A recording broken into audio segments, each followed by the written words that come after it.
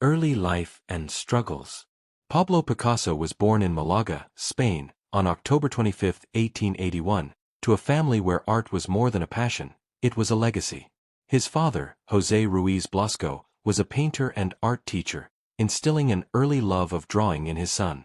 From a young age, Picasso's talent was undeniable. At the age of 7, he completed his first oil painting, Le Picador, a simple yet vivid image of a man on horseback. But despite his natural ability, young Pablo faced the rigorous, often stifling demands of formal education. His teachers, unwilling to bend their strict methods for his unconventional approach, grew frustrated with his resistance to their norms. As Picasso entered his teenage years, the tension between his talent and the structure of traditional schooling deepened.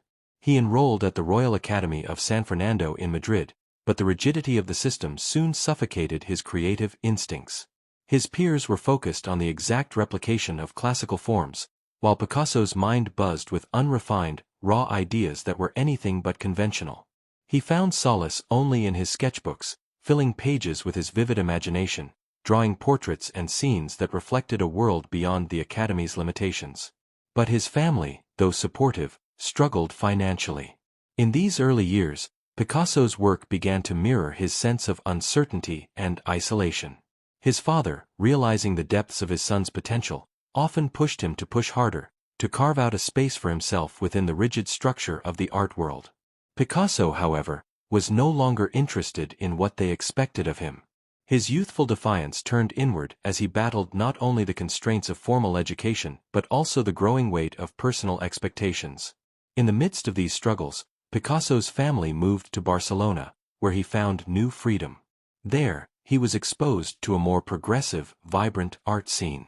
The bustling streets of the city, filled with color and life, provided him a contrast to the dull confines of his previous years. But with this new environment came new challenges. Picasso was still a young man, uncertain of his place in the world, and the art he began to create reflected a rawness, a longing for meaning amidst a chaotic existence. Picasso's early works during this time were filled with tenderness and fragility, revealing his own vulnerability. Yet, beneath the surface, there was a persistent drive, a desire to break free from the constraints that held him back. He wasn't just trying to create art, he was trying to define himself, to establish his voice in a world that seemed eager to mute him. His early years were marked by conflict, both internal and external.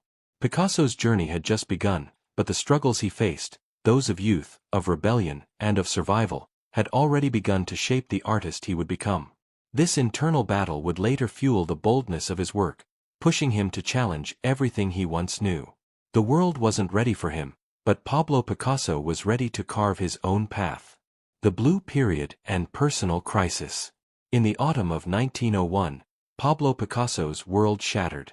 The loss of his close friend, Carlos Casagemas, plunged him into a profound grief that would give birth to a new chapter in his art. Casagemas, a fellow artist, had taken his own life after a series of emotional and romantic struggles. The shock of his friend's death consumed Picasso, pushing him into a deep emotional crisis. It was a moment that would redefine not only his personal life but the trajectory of his entire artistic career. The rawness of his grief became palpable in his work. What followed was the onset of his Blue Period, a time where the colors on his canvas mirrored the desolation in his soul. In paintings like The Old Guitarist and La Vie, Picasso used a monochromatic palette of blues and muted tones, expressing a somber view of human suffering. The figures in his work seemed gaunt, hollowed by life's harshness, mirroring the emptiness he felt inside. But it wasn't just sadness that Picasso captured, it was the universal human experience of vulnerability, loss, and alienation. The weight of personal sorrow was intertwined with a broader sense of hopelessness that Picasso felt for the world around him. During this period, he depicted the poor, the elderly, and the marginalized, those who, like him, seemed to be crushed by the weight of existence. Yet, there was also tenderness in his works, an empathy that revealed Picasso's deep connection to the suffering he painted. His focus on the downtrodden was more than just artistic exploration, it was a reflection of his own emotional landscape. In the midst of this personal turmoil, Picasso struggled with the idea of identity. Who was he in the face of such overwhelming loss?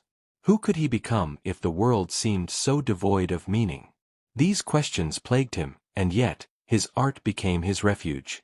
Picasso's brushstrokes, though heavy with sorrow, were also filled with a search for understanding. His art had always been an expression of his inner world, but now it was a means of coping, a way to grapple with his most profound grief. The Blue Period wasn't just an exploration of pain, it was a turning point in Picasso's life. It marked the beginning of his realization that art was not just a vehicle for representation, but a tool for transformation. His grief, raw and unfiltered, became his power. Through these somber works, he began to reframe his own existence, channeling the depth of his sorrow into creative expression. Art, for Picasso, was not merely an outlet but a way to confront the world's harshest truths. Yet, as his time in Paris continued, Picasso found himself at a crossroads. His depression was slowly being replaced by a desire for change, for evolution. He could no longer live solely in the shadows of his grief. It was time for him to move forward, to challenge not just his past but the very nature of art itself. The Blue Period was coming to an end, but the seeds of transformation had already been planted. Picasso was ready to emerge from the depths of his personal crisis and onto the precipice of something revolutionary. The Cubist Revolution. By 1907, Picasso stood on the brink of a new artistic revolution. The grief that had defined his Blue Period was beginning to recede, replaced by a restless desire for reinvention. The Parisian art scene, vibrant and teeming with innovation, offered him new possibilities, and Picasso was determined to break free from tradition. His next move would be nothing short of seismic. With his brush in hand, he was ready to reshape the very foundations of art. The turning point came with the creation of Les Demoiselles d'Avignon, a piece that shocked the art world and marked the birth of Cubism. The painting, with its disjointed figures and fragmented forms, rejected the conventions of perspective and proportion that had defined Western art for centuries. The figures of women, rendered with sharp angles and flattened planes, were radically unlike anything seen before. For Picasso, this was not just a new style, it was a new way of seeing the world. Cubism was not born in a vacuum. It was a collaborative effort between Picasso and his friend Georges Braque, whose own experiments with abstraction complemented Picasso's bold ideas. Together, they pushed the boundaries of visual representation, deconstructing the human form and the world itself. They sought to break free from the single-point perspective that had dominated Western art for centuries, replacing it with multiple perspectives and fractured planes. In doing so, they invited viewers to engage with their work in a more complex, dynamic way. Picasso's approach was daring. Where earlier artists had focused on depicting reality as it appeared to the eye, Picasso and Braque sought to portray the underlying essence of objects and people. Instead of a static, one-dimensional view, Cubism offered a multifaceted interpretation, showing objects from different angles simultaneously. This approach reflected Picasso's belief that reality was not fixed or singular, but rather an intricate web of perspectives and experiences. As Picasso's exploration of Cubism deepened, so too did his artistic language.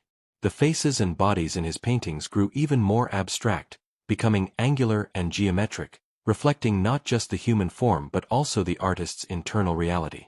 Works like Majoli and Girl with a Mandolin further pushed the boundaries, abstracting the human figure to its essence and inviting the viewer into a new, fragmented world.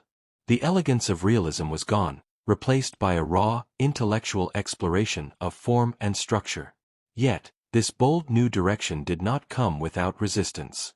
Critics and traditionalists derided Picasso's work, deeming it incomprehensible and chaotic. But Picasso, ever the rebel, paid little heed to their criticism. He was no longer interested in pleasing the establishment or adhering to accepted norms. His only concern was his own vision, and he was willing to sacrifice the familiar for the unknown. Cubism marked a shift in Picasso's approach to art. It was no longer just about representing the world as it was, but about reshaping it entirely. His work was no longer confined to the realms of sadness or grief. It had become a tool for exploration, a means of probing the very nature of perception. Picasso was no longer just an artist. He was an innovator, leading the charge into a new artistic era, one where boundaries were meant to be broken, and art was a realm of limitless possibility. Legacy and impact. As Pablo Picasso grew older, the world around him changed, but his relentless pursuit of reinvention remained unwavering. By the time the Second World War swept across Europe, Picasso had already established himself as one of the most revolutionary artists of the 20th century. His influence stretched beyond the boundaries of the art world, touching politics, culture, and the very way humanity perceived itself. But Picasso, ever the restless innovator, was far from finished. His later years were marked by an extraordinary creative output that defied easy categorization. Moving through periods of neoclassicism, surrealism, and even elements of folk art, Picasso's work became a tapestry of experimentation and evolution. He returned to the human form, but with new eyes, more playful, more fluid, yet still fundamentally transformative. In paintings like Guernica, however, Picasso did not just explore form, he confronted the very soul of human suffering. The haunting Guernica was Picasso's response to the bombing of the Spanish town of the same name during the Spanish Civil War. His brushwork was explosive, his shapes jagged, as if the pain of war could only be expressed through chaos and disarray. This monumental work was a cry against the violence and inhumanity that had shaped his generation, and it became an enduring symbol